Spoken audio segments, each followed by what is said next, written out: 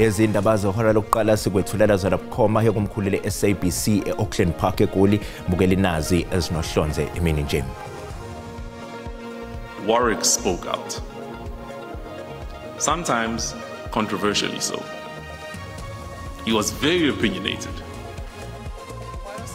Namhlanje kubanjwe inkonzo yesikhumbuzo yomsakazo bephinde abengusomabhizinisi Warwick Stock nobedume lika DJ Waras nodutshuleke washona enkabeni yedolobha iGoli ngolesibili. He was on the call, and then that's when now he next to the butchery he got to this assassin there. So we know that somehow here in this area there must be someone who can tell us something. Obhekele kezokuphepha eGoli udokotela omgcini Chwa ukuthi bazama ukulandelela kumkhondo ukuthi ngabe ke ubulawe kanjani uWarwick Stock nobedume lika DJ Waras. The good news, ladies and gentlemen, is that all of our collective efforts are helping. Ungqongqoshe wezokuthutha uBarbara Chris usememezela ukuthi ke isibalo sabashoneke ezingozini zomgwaqo kulesi sikhathi sonyaka sehle ngamaphesenti angama-20 uma kuqhathaniswa nonyaka odlule. Ukuthola kube kwemukeli ngiyakwamukela ke ezindabeni ke zehora lokuqala ezingunqa phambili kanti futhi ke ezihamba phambili la ku SABC 1 eMzansi for sure kanjalo ke na ku SABC Lehigh. Igama lami nginguDaud Phungula.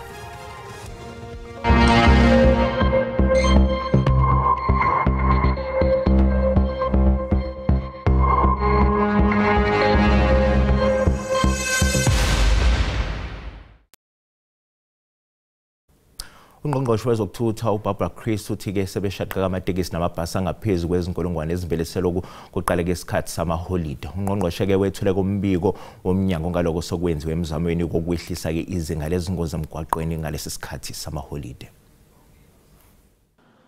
Amaphoyisa omgwaqo asetshalwe ngobuningi bawo emgwaqeni kuzona zonke izifundazwe njengoba seqala amaholide. Ungqongqoshe uBarbara Chris obehambele eSomerset West eWestern Cape ekuseni namhlanje umemezele ukuthi sebekhiphe emgwaqeni izimoto ezithutha umphakathi ukutholakala ukuthi azikulungele kuba semgwaqeni. 2,552 public transport vehicles have been impounded for violation of operator permits. Ungqongqoshe umemezele nokuthi lehlile izinga lezingozi uma kuqhathaniswa nalesi sikhathi ngonyaka wedlule.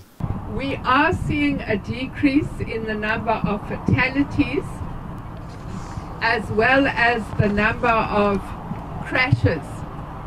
And the preliminary statistics indicate that road fatalities have declined compared with the same period that we are measuring as last year.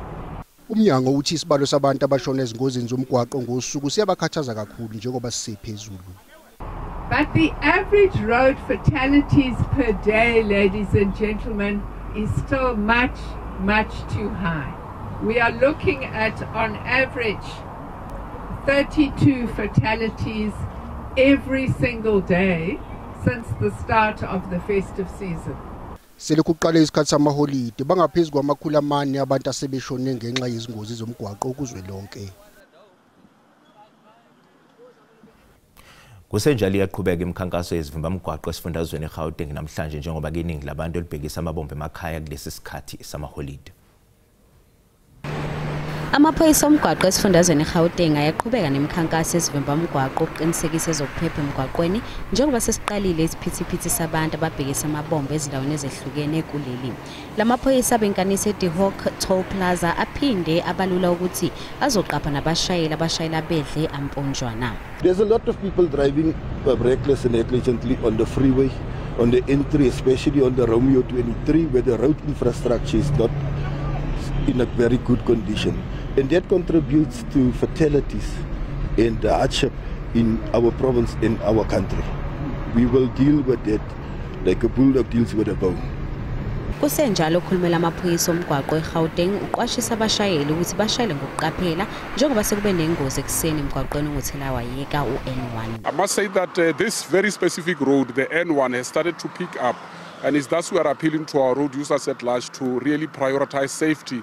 We have just had a crash on the N1 next to Bears Nodia, northbound. So we are telling our motorists to really be vigilant 2 lanes have already been closed, but with that specific crash, we are not having any injuries or fatalities.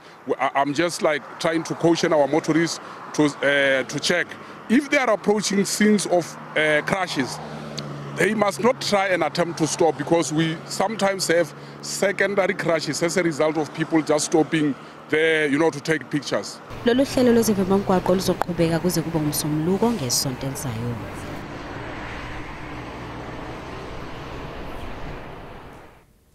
Sisekuzo-ke ezithinta ukugcwala kwezimoto emgwaqweni-ke yakuleli ake sixhumaneke nentatheli SABC uZanele-ke Buthelezi nonkanise emgwaqweni u-N3. Zanele, asikubingelele sikwamukele-ke ezindabeni zasemini. Sicela nje usichazele ukuthi ngabe senjani isimo lapho ukhona emgwaqweni we-N3? Yebo, siqalile ukukhuphuka umthamo wezimoto emgwaqweni emkhulukazi la KwaZulu Natal okuwona u-N3 lo obalayo kube u-N2 onjalo ke nayo M4 njengamanje sikuwona u-M4 khona lapha eThekwini.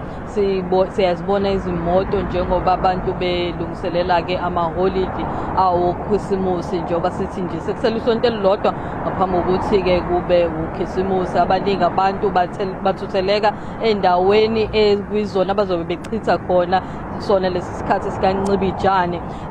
Njengamanje nje sikubonayo kuwona u-N3 esikubonile ukuthi ke imigwaqo ikakhulukazi la imoto ezingena khona iqhamuka enyakatho ziya eningizimu zibangise amabombe libangise eThekwini kanye nakwezinye indawo khona ogwini lwala KwaZulu Natal.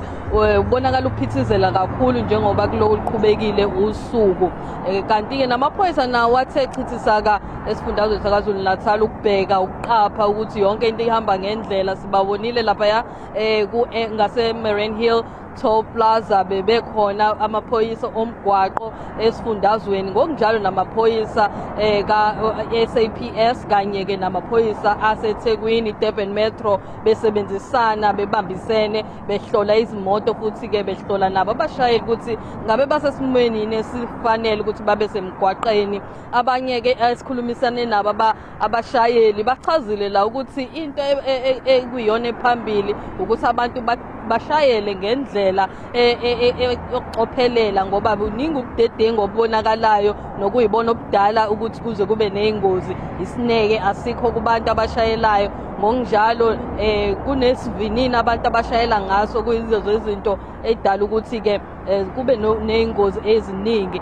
Enye into ke sibonayo kakhulukazi abanye abantu abangayibuza ukuthi kungani kugadwe lemgwaqo efana nawo N3. Into eyenzakalayo la ukuthi u-N3 uba nezimoto eziningi ezithwala abantu kumese kuba nama-truck futhi, okungakho ke labo abakazidlodlo okuyibona bathi ke ababheka banzi lezi zindawo uqinisekisa ukuthi ke ingozi zihlala ziphansi njengoba isibalo bethi okwamanje sisaphansi. Uma sibheka ngokwezibalo ngokusho kwa-N3 toll concession ukuthi ke imoto abasebeyibonile ngalesikhathi lesi salamaholidi zibalelwa laphakathi lapha kuka 12,000 kuya ku 13,000 eindaweni ezifana nawo The Hook kanye no Moy Toll Plaza. Kanti namhlanje kuseni ubonakele izimoto ezilinganiselwa lapha ngaphezulu kwenkulungwane ebezidlula kuwona uMarine Hill Toll Plaza ngehora nje lilodwa. Imoto ezikhuphukayo nezehlayo okusho ukuthi imoto ezingena eThekwini neziphuma eThekwini. Ngakho ke kumatasa kakhulu njengoba abantu kuzoba yi-weekend kuphinde ke kungene kuwona kamaholidi aKhisimusi. Kodwa sikhulumile ke naye okhulumela iRTI khona la KwaZulu Natal uSindi Msimang nosicacisele kabanzi ngesimo abasibonayo emgwaqweni. Ake silalele ukuthi utheni. Imigwaqo yethu ibukeka ibhizi kakhulu.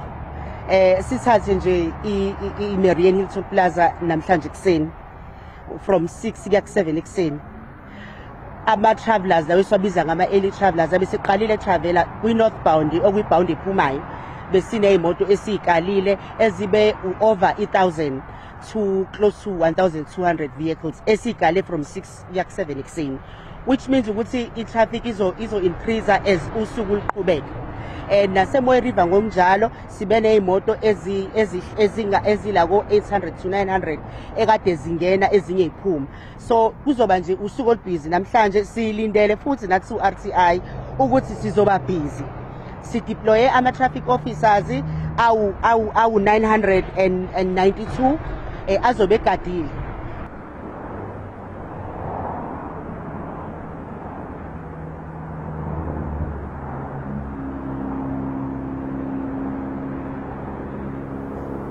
lapho besimuzwa yena-ke uSindi Msimango okhulumela yona iKZN RTI echaza isimo ukuthi sinjani. Ngakho-ke enye into beyigcizelela la ukuthi-ke abantu kufanele uma bengena emgwaqeni bangawadli amanzi amponjwana ngoba enye izinto asebeyitholile kuma-operations asebenawo kusukela ngo-August ukuthi baningi abantu abashayela bedle amponjwana. Azoqhubeka ama-operations ukugada ukuthi abantu ngabe bashayela besesimweni esifanele yini.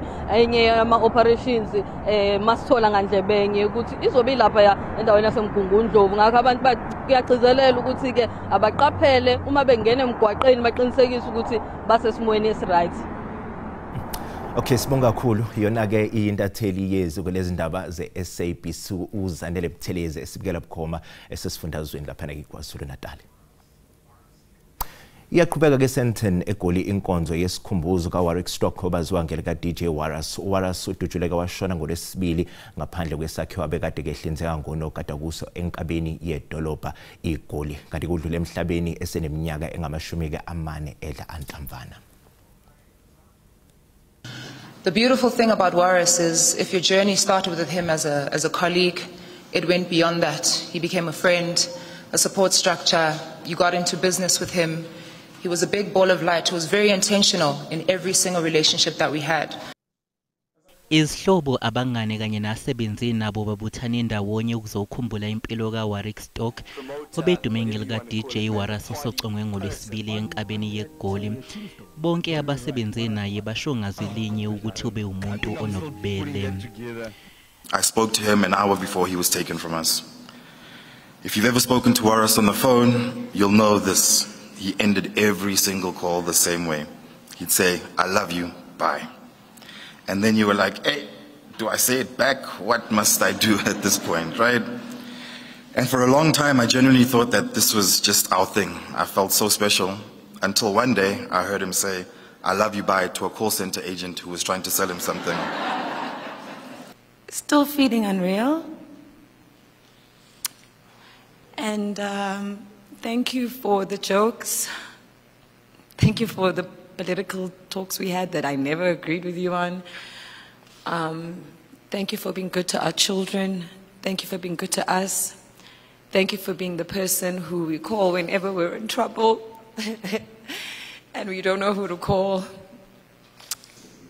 Ngaphezulu kwalokho bathi bazomkhumbula kakhulu ngendlela bekhonze ngayo lelizwe. Warwick spoke out. Sometimes controversially so. He was very opinionated. And even me, as a very good friend of his, I disagreed vehemently with some of his views. But I knew that his heart was in the right place. The time when people die, I always think, why couldn't someone else die? You know, like we lose the wrong ones.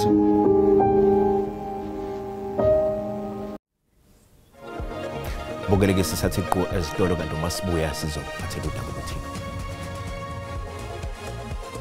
Now we've got the 37 rooms where people had not been paying, and also the 6 people that we wanted has been extracted and gone away. Obhekeleza okuphephe eGoli uthi ngenkathi begasi. Umkhandlu wedolobha wethu ukuthi ke wenza konke okusemandleni ukuvula amabhishi amane asevalwe ngenxa yokungcola okubalwa kuwo iBlue Lagoon laseThekwini, iCountry Club kanye neBattery.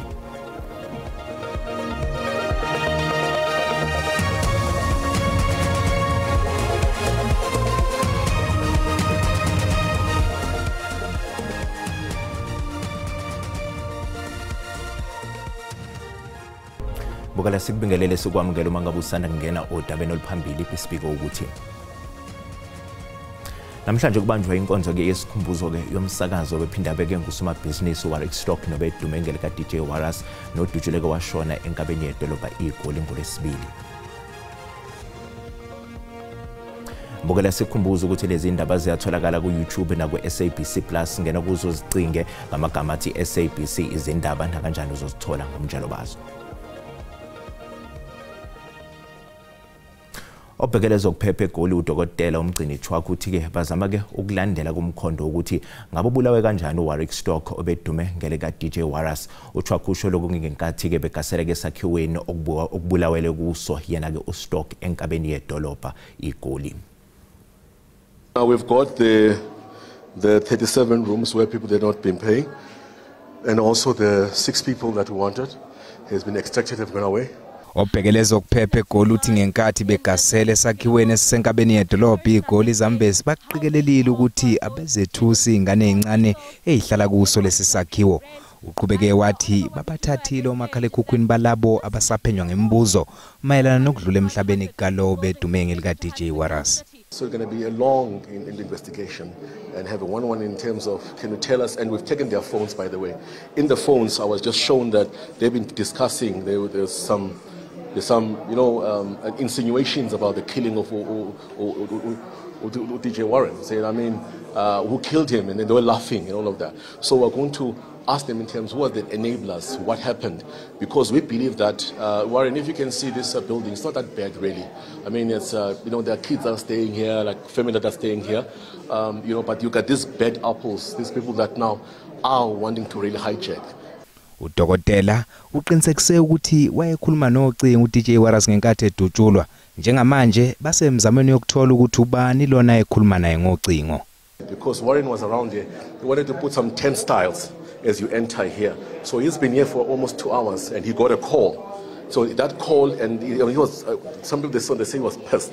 Then he went down and it's still on the call. So we believe that the police have applied for the section 205 so that they can able to download data to get who was calling him.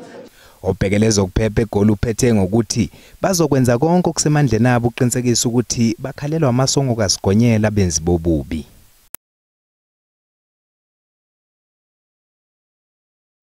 Iphinde kaNgqongqoshe wamaphoyisa uCastle Mathalo uholo umkhankaso wokuqinisa ke ezokuphepha ehambisana ke nomkhuzo wamaphoyisa kuzwelonke uJenene ufane Masemola ePitoli.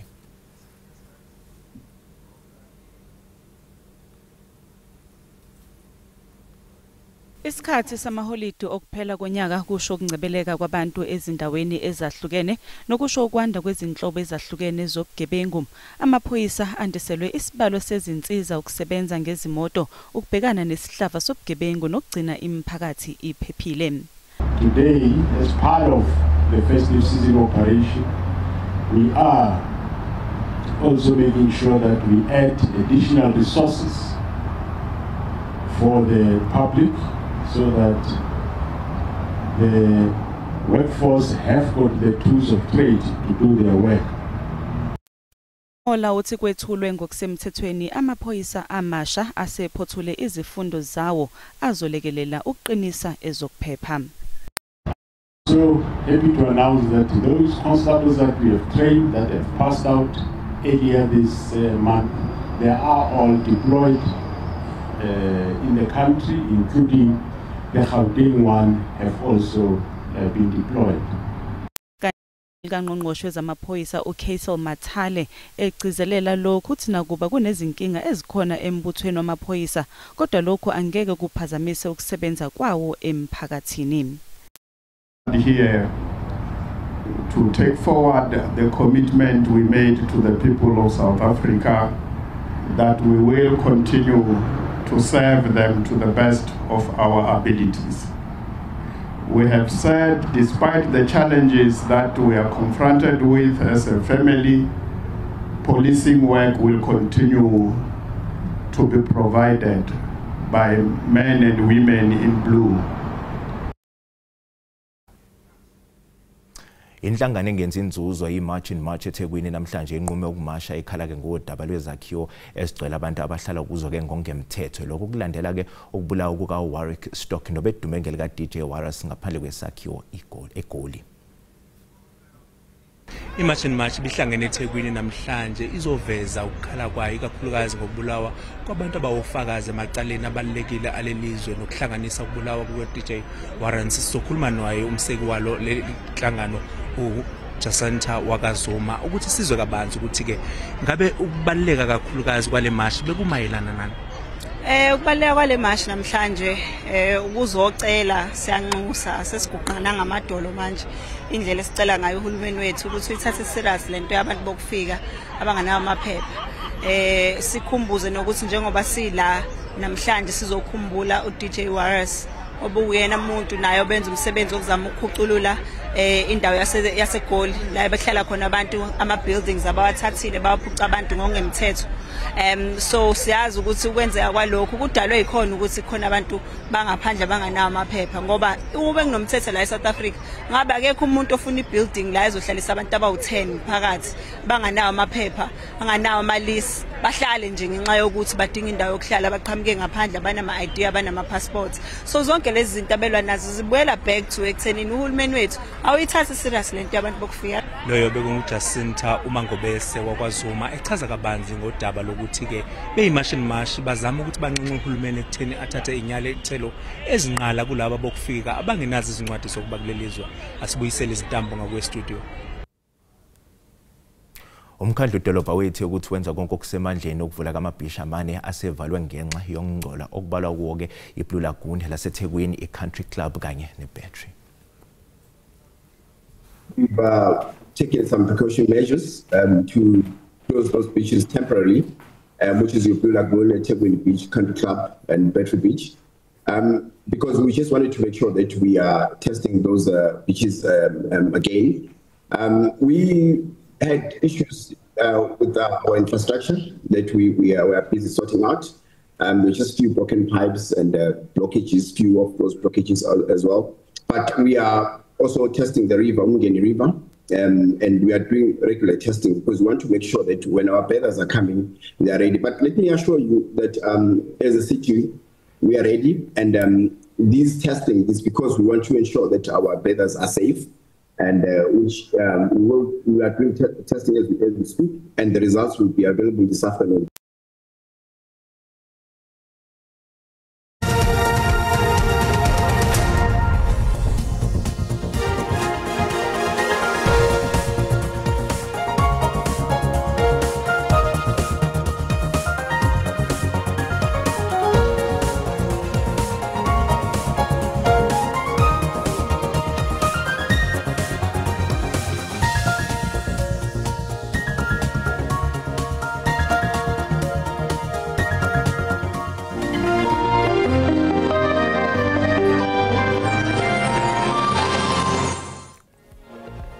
Bokelesi sibeka lapha ebesikuphathele zona sikwazisa ukuthi ke izindaba ke zehora lokuqala zithatha ke ikhefu kusukela ke ngomsombuluko zoze sibe emhlazi enhlanu ke umasingana kepha ke thina noza kwethu bezindaba zolimi lwesiXhosa sizoqhubeka nokuphakela izindaba ngehora ke lesikhombisa nsuku zonke kwamanje bukeli sale kahle.